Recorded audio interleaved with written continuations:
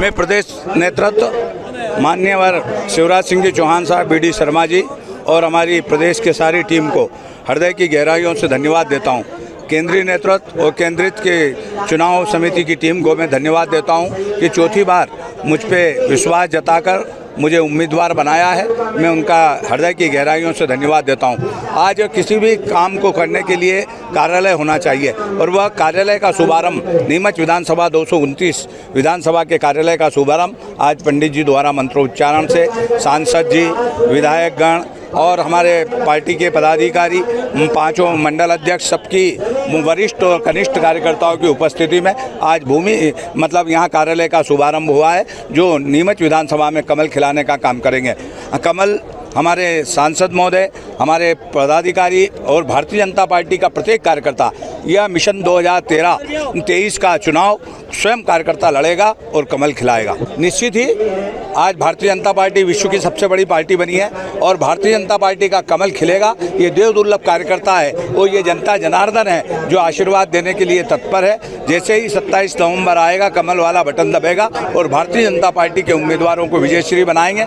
Mission 2023 में वापस Bharatiya Janata party की सरकार अच्छे बहुमत के साथ बनेगी, ये मैं आपको विश्वास दिलाता हूं। मैं नीमच के देश के प्रधानमंत्री नरेंद्र मोदी जी और मुख्यमंत्री शिवराज सिंह जी चौहान साहब, हमारे सांसद और सब लोगों ने मिलकर और नीमच विधानसभा का दशा और दिशा दोनों बदली है। यहाँ मेडिकल कॉलेज जैसी उपलब्धि हो गई है, यहाँ CM राइस स्कूल है, यहाँ हमारे यहाँ 2 सेंट्रल स्कूल हो गए हैं, रेलवे का दोहरीकरण हो गया है, गांधी सागर का पानी नीमच जिले में अभी 3200 करोड़ रुपए की योजना मंजूर कर दी है। ये सारे काम तो किए ही हैं। डुंगलावदा से भाटखेड़ा सड़क, बखाना का ओवरब्रिज, पायलट ट्रेनिंग सेंटर, ऐसे अनेक काम किए हैं। अब कोई समस्या होगी जनता की तो उसको लेकर हम जनता के बीच में जैसा जनता बताएगी वो पूर्णतः हल करने का काम हम करेंगे। सफलता, संकल्पों के प्रति प्रतिबद्ध, निर्णयों के प्रति ठोस, गरीब कल्याण और राष्ट्रवाद के प्रति प्रतिबद्ध एक ऐसी पार्टी जो विचारधारा आधारित काम करती है। दुनिया के ज्ञात इतिहास में पहली बार 13 करोड़ लोगों को गरीबी रेखा से ऊपर लाने का महान कार्य किया हो, जिसको वर्ल्ड बैंक ने अनुमोदित किया है। स्वास्थ्य की सेवाओं में घर घर तक सुलभ स्वास्थ्य सेवाएं उपलब्ध कराने के लिए आयुष्मान कार्ड से लेकर मेडिकल कॉलेजों तक की श्रृंखला हो। और इसीलिए मैं समझता हूं कि बेटी हो या बहन, माँ हो या पिता, किसान हो या व्यापारी, उद्योगपति हो या विद्यार्थी, हर एक के मन में प्रसन्नता है।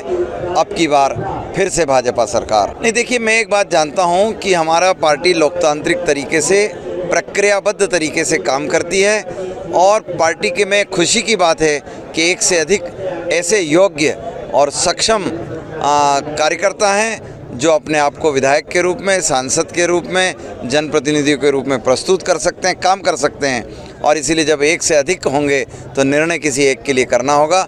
पार्टी की अपनी एक प्रक्रिया है, सूत्रबद्ध कार्य है, उसकी कमेटियां हैं और कोर ग्रुपों से लेकर चुनाव। देखिए, हमारा संगठन और हमारी सत्ता तो संगठन के वैचारिक दृढ़ता को पूरा करने के लिए प्रतिबद्ध है। और इसीलिए जब एकात्म मानव दर्शन पंडित दीनदयाल उपाध्याय ने एक संकल्पित आधार व्यवस्था हमें दी थी, उसी आधार व्यवस्था पर सुंदरलाल पटवा जी से लेकर और नरेंद्र मोदी जी तक, शिवराज सिंह चौहान जी से लेकर और देश के अन्य मुख्यमंत्रियों तक सब प्रतिबद्ध होकर लगते हैं। गरीब कल्याण हमारा आधार है, देश का विकास हमारा। कहाँ है साहब, बड़ा परिवार है। हम तो मिल बैठ करते हैं कोशिश, और इसीलिए मिल बैठ कोशिश करने के बाद दुनिया का सबसे बड़ा राजनीतिक दल 15 करोड़ से अधिक जिसके मेंबर हों, वह अपने पूरे परिवार को जुटाने में अगर कहीं दाएं बाएं 1-2% हुआ है, बहुत बड़ा मुद्दा नहीं होता है। लेकिन मैं इतना आत्मविश्वास से भरा हूँ कि चुनाव के दौर में एक एक कार्यकर्ता कमल के फूल के प्रति प्रतिबद्ध नजर आएगा, ये मुझे विश्वास है। हमारा लोक कल्याण मुद्दा, हमारा विकास, दुनिया की तेजी से बदलती आर्थिक व्यवस्थाओं में एक सबल राष्ट्र के रूप में खड़ा करना और एक सबल प्रदेश के रूप में मध्य प्रदेश को खड़ा करना, यह हमारा संकल्प है। लोगों के मनों की इच्छाएं बिना नारों के हम पूरा करने के लिए प्रतिबद्ध हैं। हमारे वचन पत्रों में, हमारी घोषणा पत्रों में, हमारी कही हुई बातों में से हम लेश मात्र भी नहीं दिखते हैं। और नहीं तो कांग्रेस के वचन पत्रों को देखो, वे रखे के रखे रह गए। तो उनका देखिए साहब, बुलावे और छलावे के वचन पत्र जो लेकर आते हैं, उन्हें लगता है कि लोग पढ़े लिखे नहीं होंगे, लोग पुराना वचन पत्र उनका लेकर घूम रहे हैं। नहीं, मैं इस पर कोई प्रतिक्रिया नहीं करना चाहता हूं, क्योंकि कांग्रेस के कार्यों को बहुत अच्छे से और जनता ने पिछली बार देखा है, उसके दुष्परिणाम झेले हैं।